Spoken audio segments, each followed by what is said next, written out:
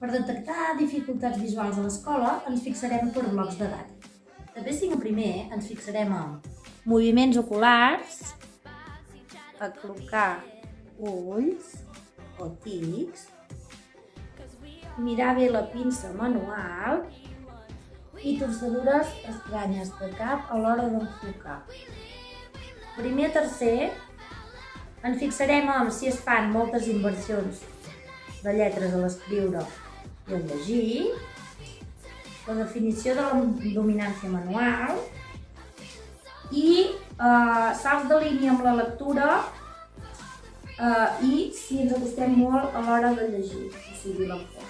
De tercer a sisè ens fixarem molt en la postura, que no sigui així. Ens fixarem en els canvis d'enfoc